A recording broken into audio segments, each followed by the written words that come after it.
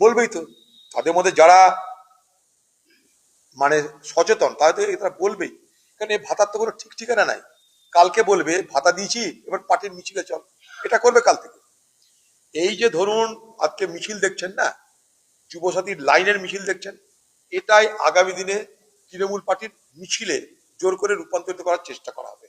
তৃণমূলের নেতারা বলবে তৃণমূলের মিছিলে যদি না যাস তোদের আগামী দিন থেকে বেকার ভাতা বন্ধ হয়ে যাবে। ঠিক যেটা করে মিউনিসিপালিটিতে, এই বহরমপুর মিউনিসিপালিটি একটা স্টাফের ক্ষমতা নেই কংগ্রেসের প্রোগ্রামে আসার, কারণ তারা জানে কংগ্রেসের সঙ্গে থাকা মানে তার মায়না বন্ধ হয়ে যাবে।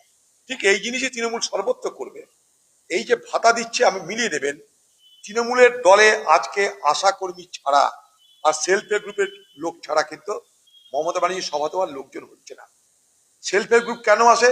তাদের রুটি রুজির প্রশ্ন, যদি না আসে সব কেড়ে নেবে। ঠিক এই যে ভাতাটা দিচ্ছে, দিদি কিন্তু একবার এটা বলছে না যে ভাতা নেওয়ার সঙ্গে পার্টির কোনো সম্পর্ক নাই। আপনারা কংগ্রেসে, আপনারা তৃণমূল পার্টির মিছিলে আসুন বা না আসুন, তৃণমূল পার্টিকে ভোট দেন বা না দেন, ভাতা আমার চলবেই, এটা কিন্তু দিদি বলছে না।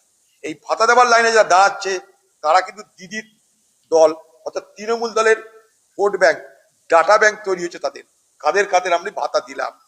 ভোটের আগে তাদের কাছে তৃণমূলের নেতারা যাবে, গিয়ে বলবে তোমাদের তো ভাতা চালু করেছে দিদি, দিদিকে ভোট দাও, নাহলে পরে ভাতা বন্ধ হয়ে যাবে। এটা কিন্তু করবে, এটা জেনে রাখবে, এটা কিন্তু করবে। বেকার যুবকরা যুব শ্রেণীর দিদির কাছ থেকে সরে যাচ্ছে এই টাকা দেওয়ার বিনিময়ে। একদিকে প্রলোভন, আরেকদিকে ভীতি প্রদর্শন চলবে।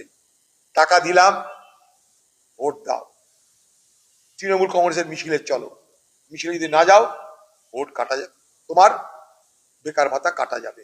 এটা কিন্তু আগামী দিনে হবে। তৃণমূলের মিছিলে দেখবেন লাইনটা বাড়বে। এবার ওরা এখনই বলছে তৃণমূল দলের বাইরে কোন লোককে ভাতা দেওয়া হবে না, এখনই বলছে।